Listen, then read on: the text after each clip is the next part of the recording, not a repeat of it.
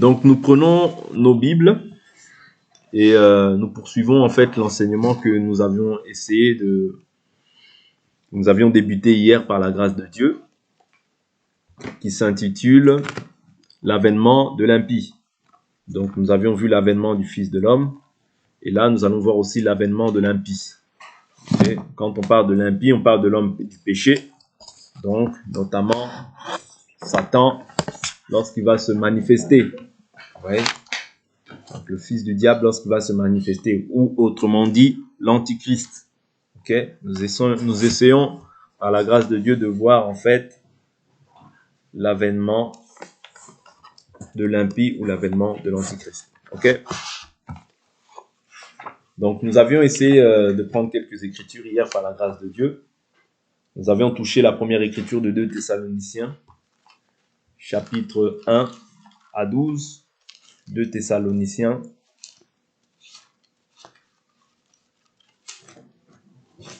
C'est important que nous puissions parler de ces choses. Il s'agit des choses à venir. Donc, nous sommes beaucoup plus dans le domaine de la prophétie. Ok. 2 Thessaloniciens chapitre 2, versets 1 à 12. On peut prendre même à partir du verset 3. Que personne ne vous séduise d'aucune manière, car il faut qu'auparavant l'apostasie soit arrivée et que l'homme... Bon, je prends le verset 1 pour mieux comprendre, parce que sinon, si je prends à partir du verset 3, la compréhension sera beaucoup plus difficile. Nous vous le demandons, frères, en ce qui concerne l'avènement du Seigneur Jésus-Christ et de notre rassemblement, auprès de lui.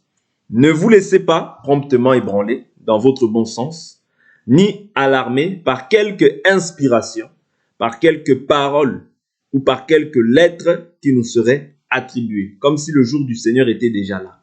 C'est-à-dire que ce qui a été, c'est ce qui est. Il y a beaucoup de gens qui disent que le jour du Seigneur est déjà là. Le jour du Seigneur est déjà là. Vous voyez? Or là, il dit quoi? Ne vous laissez pas promptement ébranler dans votre bon sens, parce que les saints, c'est ceux qui ont du bon sens, ni alarmer par quelque inspiration. C'est-à-dire, il y a des gens qui sont inspirés, ouais, mais leur inspiration ne trouve pas de fondement, en fait, sur la parole. Voilà pourquoi je dis toujours que si la chose que nous posons ne trouve pas de fondement sur la parole, la prophétie par excellence, c'est la parole de Dieu. C'est-à-dire que si cette chose-là ne trouve pas d'appui ou de soutien biblique, nous le rejetons. Voilà pourquoi la Bible nous dit, ne mettez pas foi à tout esprit, mais éprouvez les esprits pour savoir s'ils sont de Dieu. Car plusieurs faux prophètes sont venus. Oui. Donc, comment est-ce qu'ils viennent? Ils viennent apporter aussi un enseignement. Mais si c'est un vrai enseignement, il va subsister sur le fondement. Mais comme c'est un faux enseignement, il doit être ébranlé. Comprenez? Donc, nous avions vu ça aussi lorsque nous avions partagé sur les vents. Souvenez-vous, le vrai vent, il subsiste. Le faux vent, il passe. Ok? Donc, il nous dit, comme si le jour du Seigneur était déjà là. Verset 3. Que personne ne vous séduise d'aucune manière, car il faut qu'auparavant, l'apostasie soit arrivée. Ouais, c'est-à-dire avant la venue du jour du Seigneur, il faut quoi? Que l'apostasie vienne. Là, on est dans l'avènement du Fils de l'homme. C'est-à-dire, il y aura l'abandon de la foi. C'est ce que nous dit le livre de Timothée. Dans les derniers temps, plusieurs abandonneront la foi pour s'attacher à quoi? Parce que je vous ai toujours dit que tu ne peux pas abandonner quelque chose sans pour autant t'attacher à autre chose. L'écriture, je l'avais dit comme ça, prenons quand j'avais pris le livre de Ruth, mais nous voyons, bon, laissons un doigt dans 2 Thessaloniciens. Dans 2 Thessaloniciens, allons prendre le livre de Timothée. Allons prendre le livre de Timothée. 1 Timothée chapitre 4, verset 1. Mais l'Esprit dit expressément que dans les derniers temps, quelques-uns abandonneront la foi pour s'attacher à quoi? À des esprits séducteurs et à des doctrines de démons.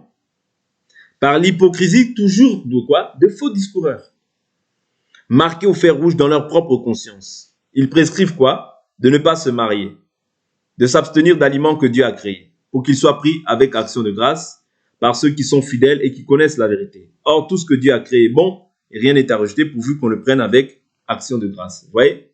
Donc ici, il nous dit encore quoi? Que l'Esprit dit expressément que dans les derniers temps, quelques-uns abandonneront la foi. Quand tu abandonnes la foi, tu t'attaches toujours à autre chose. Mais tu vas t'attacher à des choses qui sont du néant, à des choses qui ne sauvent pas, à des choses qui sont l'imagination ou bien l'art ou bien l'inspiration des hommes, mais qui se détournent en fait de la vérité. Vous comprenez? D'où l'importance que nous, si nous disons avoir cru, que nous demeurions en fait sur le fondement. Est-ce que vous comprenez? Parce que sinon, toi aussi, tu vas te détourner de la foi pour t'attacher à du néant. Est-ce que vous comprenez? C'est toujours comme ça. Il n'y a pas de demi-mesure. L'homme est créé pour dépendre de quelque chose. Soit de Dieu, soit des divinités. Oui. Même ton travail peut devenir un Dieu. Même tes enfants peuvent devenir un Dieu. Tout ce que tu possèdes peut devenir un Dieu. Voilà pourquoi il faut que cette parole, d'abord, elle soit vraiment à mon abondance en toi. Pourquoi? Parce que cette parole doit devenir maintenant ta nourriture. C'est ça qui doit avoir la prééminence dans toute ta vie. C'est très important. Parce que si cette parole a la prééminence, il serait difficile qu'on puisse te dérouter, en fait, du chemin étroit. Amen. Je prends encore une autre écriture. Parce qu'ici, on parle d'abandonner. Mais dans le livre de 2 Timothée, il dira, plusieurs ne supporteront plus la saine doctrine. Vous comprenez? C'est-à-dire que quand aussi les gens ne supportent plus la saine doctrine, ils cherchent, qu'est-ce que dit la Bible? 2 Timothée chapitre 4, je prends le verset 2, il dit, prêche la parole, insiste en toute occasion, favorable ou non, convainc, reprend, exhorte avec toute patience et en instruisant. Car il arrivera un temps où les hommes ne supporteront plus la saine doctrine, mais au gré de leur propre désir, avec la démangeaison d'écouter, ils se donneront maître sur maître. Ils détourneront leur oreille de la vérité et se tourneront vers les fables. Vous voyez? C'est-à-dire que tu ne peux pas te détourner d'autre chose, du vrai fondement, pour t'attacher à rien. C'est pas possible. Ouais. C'est-à-dire que tu vas t'attacher à quelque chose, mais à des fables, à des choses qui n'édifient pas, à des choses qui ne construisent pas ton homme intérieur. Et c'est ça, en fait, les signes aussi des temps de la fin. Ouais. Les gens ne prennent plus plaisir à la vérité, mais ils prennent beaucoup plus plaisir aux mensonges, aux fables, ouais, aux bouffonneries, à des choses qui n'édifient en rien l'homme intérieur. Or, il faut qu'une prédication, lorsqu'elle est prêchée, qu'elle puisse édifier ton homme intérieur. S'il s'agit de te ramener à la repentance, qu'elle te ramène à la repentance. S'il s'agit de te corriger, qu'elle te corrige. Oui. Parce que la Bible nous dit quoi?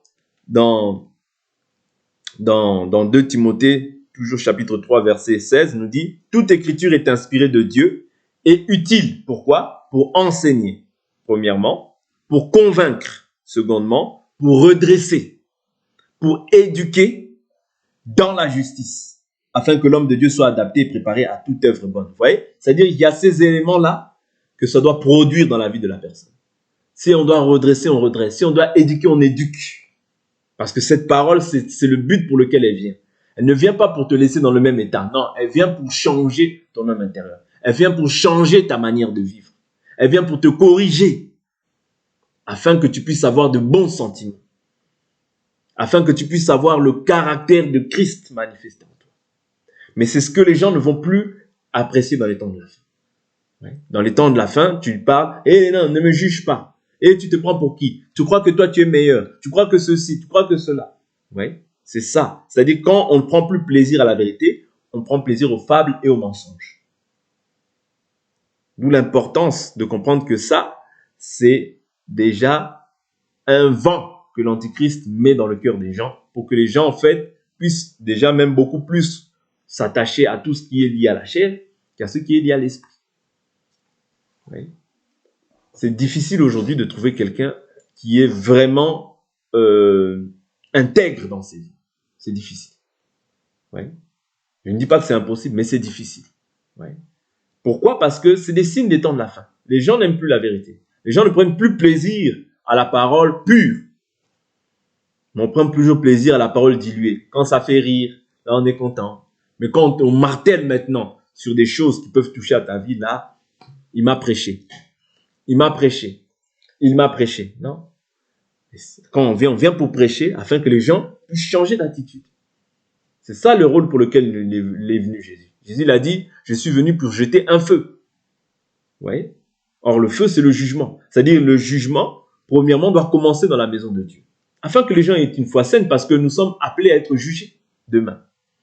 Vous voyez? Donc, pour que nous ne puissions pas subir le jugement du monde, il faut que nous, déjà, étant dans l'Église, nous puissions nous corriger au travers de la parole, afin que la parole nous accorde la possibilité de marcher d'une manière qui est conforme à la volonté de Dieu. Pour que nous ne puissions pas subir le second jugement. C'est en cela que la seconde mort n'aura pas d'effet sur notre vie. Vous comprenez? Vous comprenez? Parce que toi, tu es déjà mort au péché.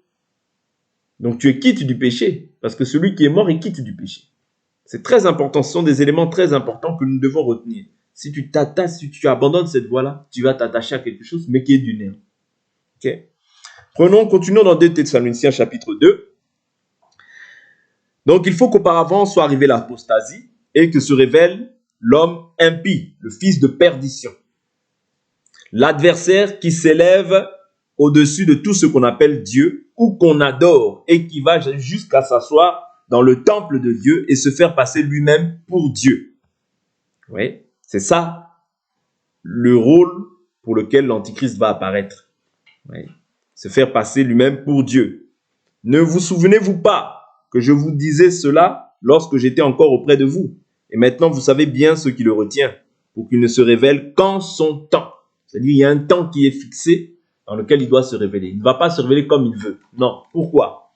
Nous avions vu cela en disant hier, parce que l'Écriture dit, car déjà le mystère de l'iniquité est à l'œuvre, il faut seulement que celui qui le retient encore ait disparu. Qui est-ce qui doit disparaître? L'Église, premièrement, ainsi que la présence du Saint-Esprit. Parce que ce qui empêche aujourd'hui que l'Antichrist ou bien l'impie puisse apparaître, c'est la présence de l'Église du Saint-Esprit. Mais aujourd'hui, il agit comment? En mystère.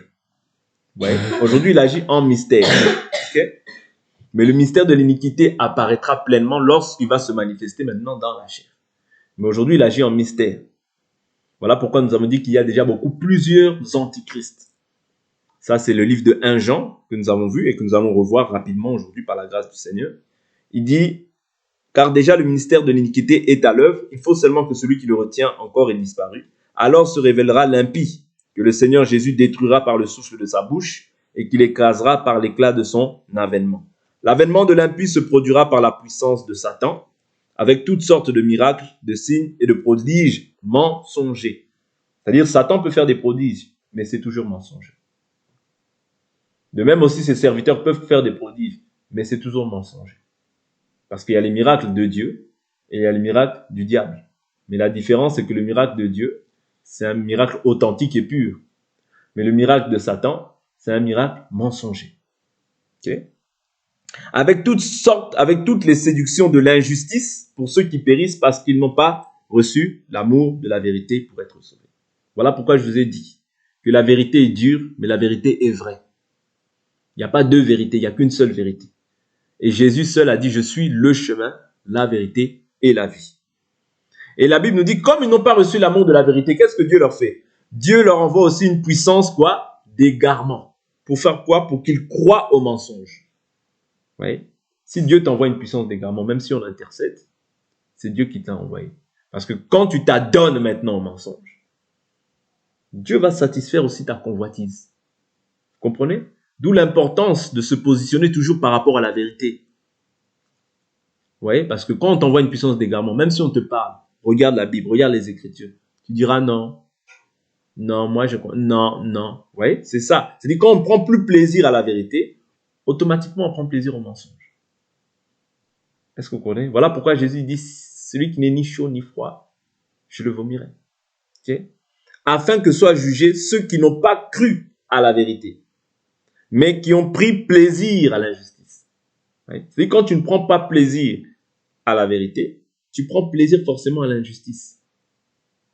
Parce qu'il n'y a qu'une seule vérité, il n'y en a pas deux. La vérité peut faire mal, oui, c'est un fait.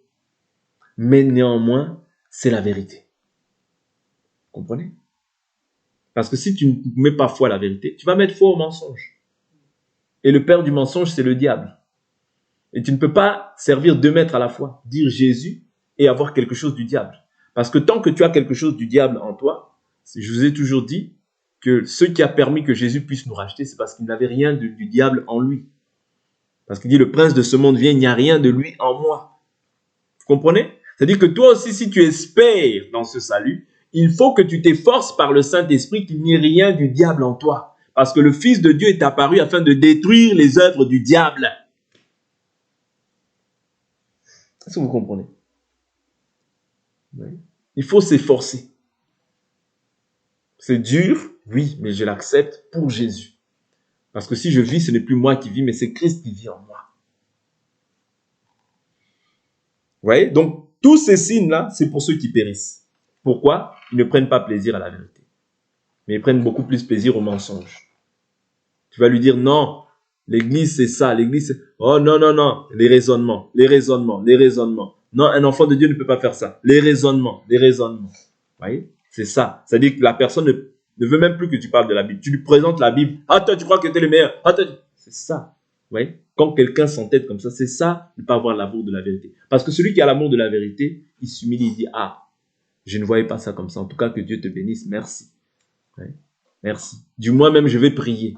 Vous comprenez? Mais quand tu n'as pas du tout l'amour de la vérité, tu rejettes en bloc toute la vérité qui peut venir de la parole. Maintenant, nous voyons que ce qui retient la présence de l'Antichrist, c'est l'Église, c'est le Saint-Esprit. Ok? Comment maintenant, nous avions vu qu'il y a déjà plusieurs Antichrists. Ça, nous l'avions vu dans le livre de 1 Jean. 1 Jean, chapitre 2, verset 18. Jeunes enfants, c'est l'heure dernière. Comme vous avez entendu qu'un antichrist venait, voici qu'il y a maintenant plusieurs antichrists. Par là, nous reconnaissons que c'est l'heure dernière. Ils sont sortis de chez nous, mais ils n'étaient pas des nôtres. Car s'ils avaient été des nôtres, ils seraient demeurés avec nous. Mais de la sorte, il est manifeste que tous ne sont pas des nôtres. Vous voyez? Donc, ici, nous comprenons qu'il y a déjà plusieurs antichrists. Comment est-ce que l'antichrist agit au jour d'aujourd'hui? Il agit par le système politique, par le système religieux. On va prendre la Bible pour voir comment est-ce que l'Antichrist agit. Prenons Apocalypse. Apocalypse. Apocalypse, chapitre 16, verset 13. Je vis sortir de la gueule du dragon et de la gueule de la bête et de la bouche du faux prophète 3 esprits impurs, semblables à des grenouilles. Ce sont des esprits de démons qui opèrent des signes et qui s'en vont vers les rois de toute la terre afin de les rassembler pour le grand combat du grand jour de Dieu Tout-Puissant. Vous voyez? Bon, ça, ce sera dans la suite des temps, mais nous croyons qu'au jour d'aujourd'hui, les antichrists ou bien l'antichrist agit. Vous voyez? Parce qu'au jour d'aujourd'hui, il agit, mais d'une manière camouflée, d'une manière déguisée, mais au travers des politiques, au travers aussi des systèmes religieux. Vous voyez? Voilà pourquoi nous voyons en fait la multiplication en fait des fausses églises. Vous voyez? Mais nous savons que celui qui est à la tête de ces choses-là, ce sont des esprits impurs. Vous voyez?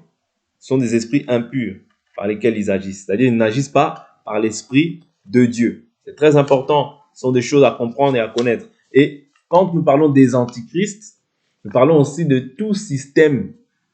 Tous les systèmes qui sont à la face de la terre, la plupart des systèmes qui sont à la face de la terre, sont en fait sous la puissance du mal.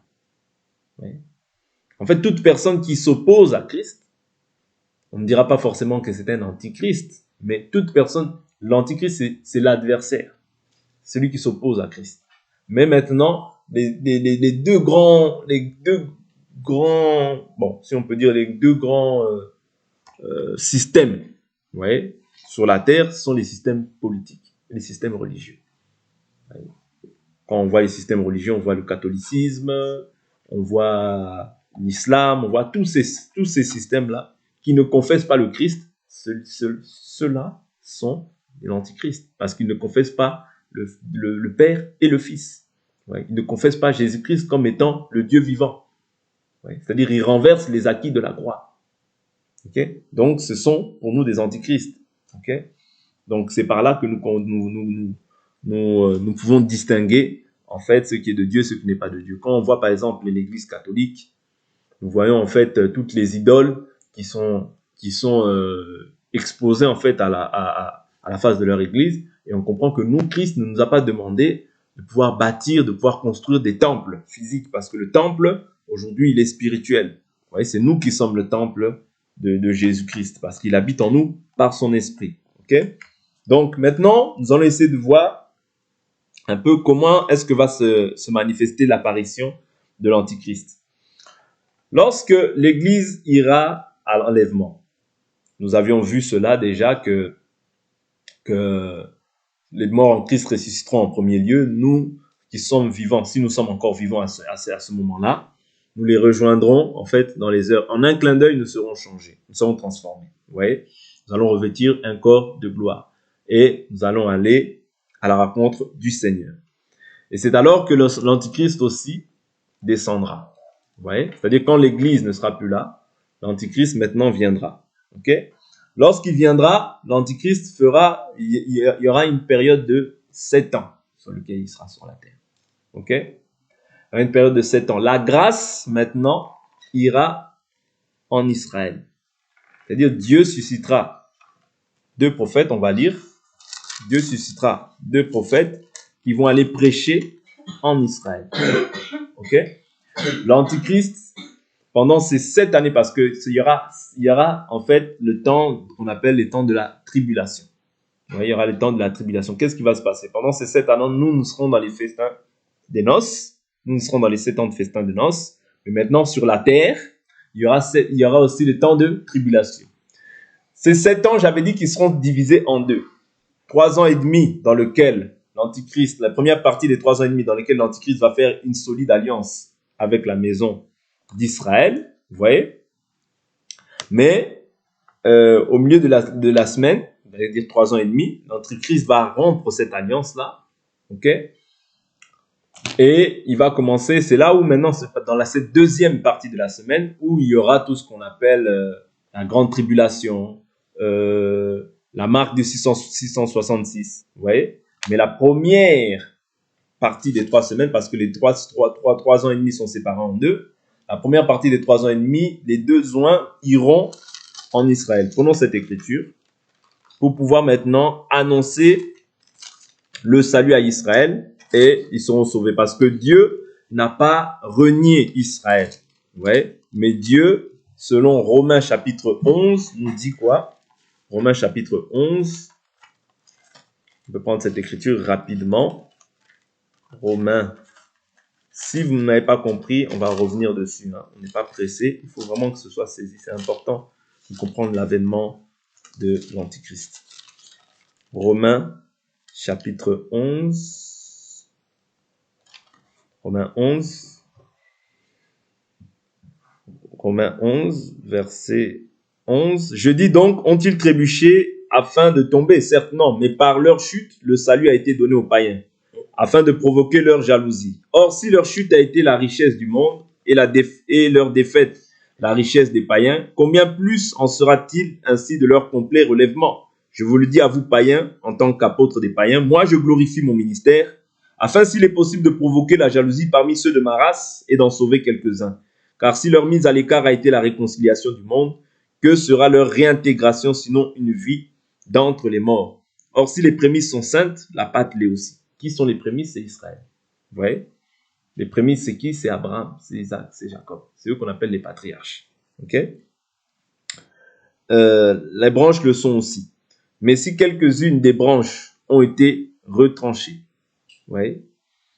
Et si toi, Olivier sauvage, tu as été greffé, parce que quand on parle des prémices, on parle d'Abraham. Okay? Quand on parle des branches, on parle d'Israël. Maintenant, l'olivier sauvage, c'est nous, les nations. Et si toi, olivier sauvage, tu as été greffé à leur place, et si tu as participé à la racine et à la sève de l'olivier, ne te glorifie pas aux dépens des branches. Si tu te glorifies, sache que ce n'est pas toi qui porte la racine, mais que c'est la racine qui te porte. Tu diras donc, des branches ont été retranchées afin que moi je sois greffé. Ici, il parle d'Israël et des nations. Hein? Okay? Il dit fort bien, elles ont été retranchées à cause de leur manque de foi, et toi tu subsistes par la foi. N'aie pas de pensée hautaine, mais de la crainte. Car si Dieu n'a pas épargné les branches naturelles, il ne t'épargnera pas non plus. Vous voyez? Donc, je saute, je vais rapidement au verset 28, il dit, en ce qui concerne l'évangile, ils sont ennemis à cause de vous, c'est-à-dire à cause de nous des nations. Mais en ce qui concerne l'élection, ils sont aimés à cause de leur Père. Vous voyez? C'est-à-dire, eux sont aimés à cause de leur Père. Et Dieu voulait accomplir en fait c'est-à-dire Dieu voulait accomplir en fait toutes les promesses qui avaient été faites aux patriarches, c'est-à-dire Abraham, Isaac et Jacob. Vous voyez, comme il a donné l'alliance, il devait aussi maintenant accomplir cette alliance.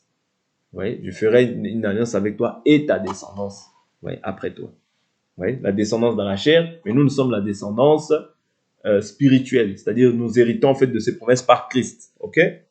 Donc, par là, je dis que l'Antichrist fera une alliance avec Israël. Il va rompre cette alliance au bout de 3 ans et demi.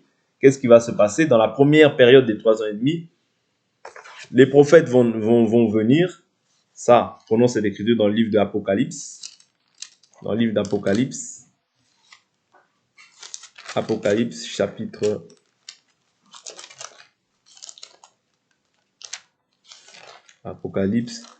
10. Verset 3. J'accorderai à mes 2 témoins le don de prophétiser revêtus de sac pendant 1260 jours. Donc 3 ans et demi. Ce sont là les 2 oliviers et les 2 chandeliers qui se tiennent devant le Seigneur de la terre. Si quelqu'un veut leur nuire, du feu sort de leur bouche et dévore leurs ennemis. Oui, si quelqu'un veut leur nuire, il faut qu'il soit tué de cette manière. Ils ont le pouvoir de fermer le ciel afin qu'il ne tombe pas de pluie pendant les jours de leur prophétie. Et ils ont le pouvoir de changer les eaux en sang et de frapper la terre de toute espèce de plaie chaque fois qu'ils le veulent. Quand ils auront achevé leur témoignage, la bête qui monte de l'abîme leur fera la guerre, les vaincra et les tuera. Et leurs cadavres resteront sur la place de la grande ville qui est appelée dans un sens spirituel Sodome et Égypte, là même où leur Seigneur a été crucifié. Des hommes d'entre les peuples, les tribus, des langues et les nations verront leurs cadavres pendant 3 jours et demi et ils ne permettront pas qu'on mette leurs cadavres dans une tombe. Les habitants de la terre se réjouiront à leur sujet et seront dans l'allégresse. Ils s'enverront des présents les uns aux autres parce que ces 2 prophètes ont tourmenté les habitants de la terre.